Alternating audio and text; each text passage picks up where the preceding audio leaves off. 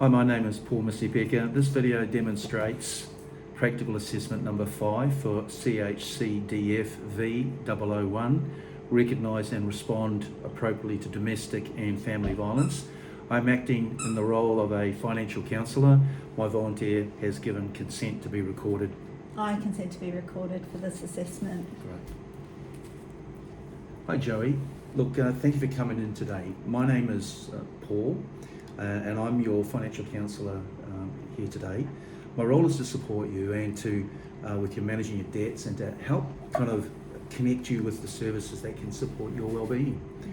Look, before we begin, I'd like to explain the confidentiality around what our service provides, and what we talk about today is confidential, okay, unless I'm concerned about your safety, or the safety of somebody else. So in those situations, I need to share information to keep you safe. So does that make sense? Yeah, that sounds good. It does make sense. Yeah. Okay. Do you have any questions about confidentiality or my role before we continue? No. Right, okay. So, look, Joey, I've noticed some bruising on your arm, and I want to check in because your safety is important to me. Would you feel okay telling me how that happened? Yeah. Look, I had an argument with my partner about money and work, and he pushed me to the ground, and that's how it happened. Look, thank you for telling me that you've done the right thing by sharing this. I want to be clear that any form of violence is not okay, and you don't deserve to be treated this way. It also sounds like you have been dealing with a lot, I have. especially while managing your mobility needs. So I think what I'd like to do is I'd like to ask you some questions to better understand your safety, if that's okay. Yeah. Look, the purpose of this is to help us work out what support might be needed, and you can answer at your own pace.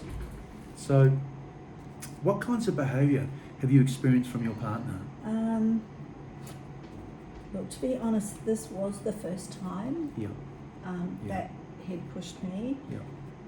But he often yells at me and makes comments about my disability, which is upsetting. And he also doesn't want me to work or meet new people. Okay. So there's been physical, verbal, and really controlling behaviour. Yeah. Does your partner have access to any weapons? Yeah, you're right in saying what you just said, but no, he doesn't have any weapons. Okay, all right. So, when did this physical incident happen with your arm? Would have been about a week ago. Right. And how often does this kind of verbal abuse happen? Well, the verbal abuse is almost every day. Right. Have you managed to keep yourself safe so far? Yeah, I usually try to calm him down, and then I just agree with him. Yeah. So is there anyone you trust who could support you if you needed help? Yeah, my parents. I talk to them every week. Yeah, okay. So, based on what you've shared, I'd like us to work on maybe a thing we call a safety plan together. Okay. So on a safety plan, it's about helping you stay safe if things escalate. Would that be okay? Yeah, I think it would be good. Okay then, all right. So, first of all, who could you contact in an emergency, do you think? That would be my parents. Your parents, okay, and I've got that information already. Yeah. Yep. And where could you go if you needed to leave quickly? Same place, my parents' Go to your house. parents? Yeah. Right, okay. Do you have access to money and transport? I've got money in my bank account, but transport is hard because of my disability. Yes, I understand. What do you think could help with that? Well, my parents could pick me up, or I could plan a route that is accessible for me and my disability. That's good thinking, great thinking. Okay. What essentials could you pack in a what we call an escape bag, so you can leave quickly? Yeah, I've actually never thought about that question before. Geez, I probably it would be my medication for sure. Yep. My phone charger. Yeah.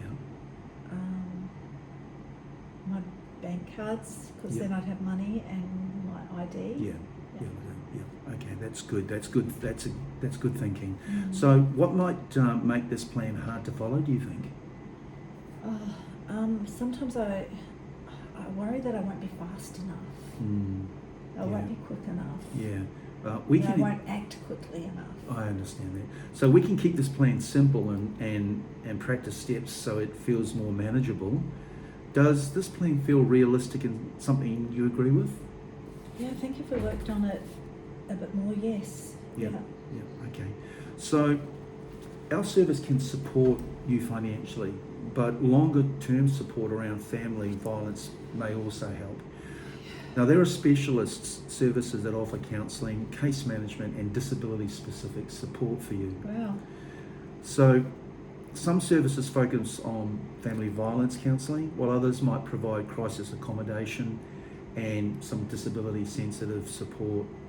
Which type of service would you feel more comfortable with, do you think? Oh, look, without a doubt, it would have to be a service that understands my disability. Yes. Otherwise, it would be really difficult. Yeah, okay. Look, that makes sense. We can organise a referral to a targeted family violence service with disability specific support for you. We'll continue supporting you with financial counselling while that referral is underway.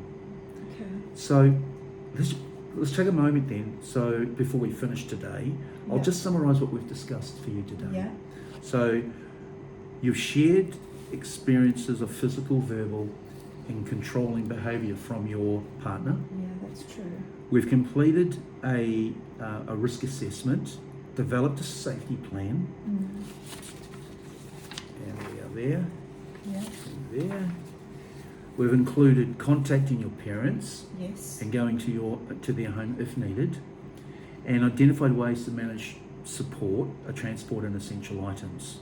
Yep. We also agreed to a referral to a family violence service that supports people with disabilities. Yeah. Is there anything I've missed or anything you'd like to clarify? No, that sounds really right. Great. Well, thank you for trusting me today, Joey. Thanks, Paul.